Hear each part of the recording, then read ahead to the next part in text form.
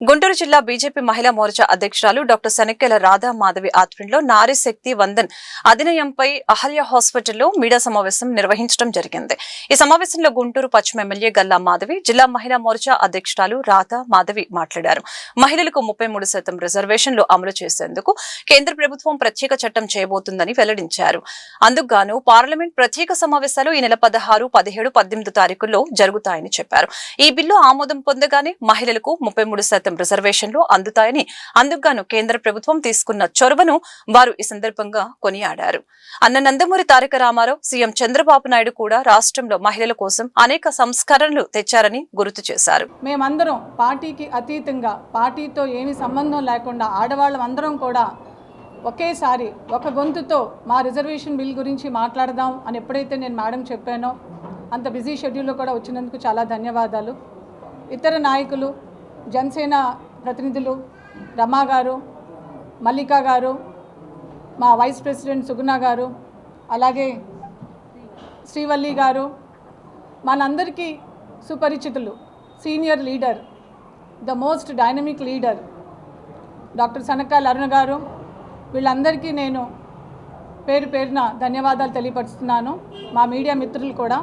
అయితే మీ అందరికీ తెలుసు, ఇవాళ మేమందరం ఒక యుద్ధ ప్రాతిపద్యం లాగా ఎప్పుడైతే నరేంద్ర మోదీ గారు ఆడవాళ్ళకి ఏ ప్రాబ్లం వచ్చినా సరే, మనం అందరం చూస్తున్నాం, పుట్టినప్పటి నుంచి చివరి రోజు వరకు నరేంద్ర మోదీ గారు ఆడవాళ్ళ గురించి ఆలోచించిన రోజు లేదు.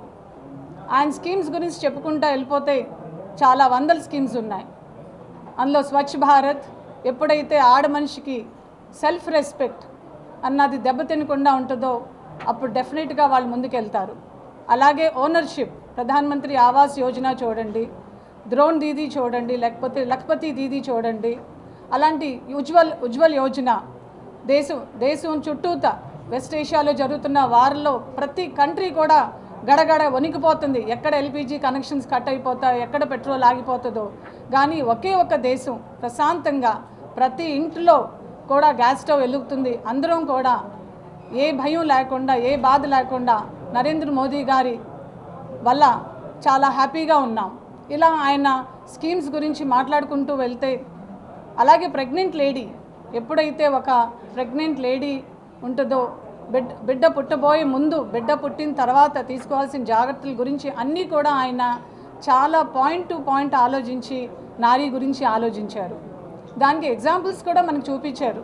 మన ప్రెసిడెంట్ ద్రౌపది ముర్ము గారు, మన ఫైనాన్స్ మినిస్టర్ ఎప్పుడు కూడా బడ్జెట్ గురించి మేమందరం కూడా అయ్యో ఇది మన టాపిక్ కాదు అనుకుంటాం, కానీ అలాంటి బడ్జెట్ సెషన్ను కూడా చాలా సునాయాసంగా మాకు అర్థమయ్యేలాగా ఒక ఎగ్జాంపుల్ని చూపించాలి అని చెప్పి ఈసారి మన బడ్జెట్ సెషన్స్ మనందరం కూడా చూసాం. మన ఫైనాన్స్ మినిస్టర్ నిర్మలా సీతారామన్ గారు ఎంత ఫైన్గా దాన్ని ప్రజెంట్ చేశారు.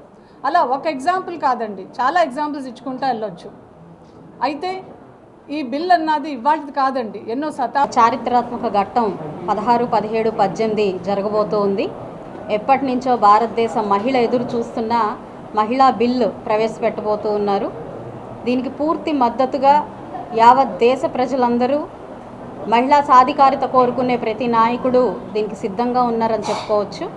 ఎందుకంటే జనాభాలో సగం మహిళలు ఉంటున్నప్పుడు, అన్ని రంగాల్లో మహిళలు దూసుకు వెళ్తున్నప్పుడు, అంతరిక్షంలో కూడా నేడు మహిళల్ని మనం చూస్తున్నప్పుడు, కేవలం రాజకీయాల్లో మాత్రం మహిళలు వెనకబాటు అనేది సమంజసం కాదు. అయితే ఆ పరిస్థితి భారతదేశంలో ఈరోజు నెలకొంది. కాబట్టి దీన్ని మార్చాలి అన్న ఒక సత్సంకల్పంతో ఈరోజు కేంద్ర ప్రభుత్వం దగ్గర నుంచి రాష్ట్రాలన్నీ కూడా స్వాగతిస్తున్న శుభతరుణం. రేపు 16, 17, 18లో ఈ బిల్లు ప్రవేశపెట్టి అందరి చేత పూర్తి మద్దతుతో బయటకు వచ్చినాడు నిజంగా మన దేశ ప్రజలందరూ నిజమైన దీపావళి, సంక్రాంతి పండుగలు జరుపుకుంటున్నట్టే మనందరం కూడా భావించాలి. ఈరోజు మహిళలకి ఈ ప్రాతినిధ్యం ఇవ్వాలి, రాజకీయ ప్రాతినిధ్యం ఇవ్వాలి అన్న ఒక ఆలోచన తెలుగుదేశం పార్టీ ఎన్టీఆర్ గారి ఆలోచనలో నుంచి వచ్చింది అని చెప్పడంలో ఎంతో గర్విస్తూ ఉన్నాను.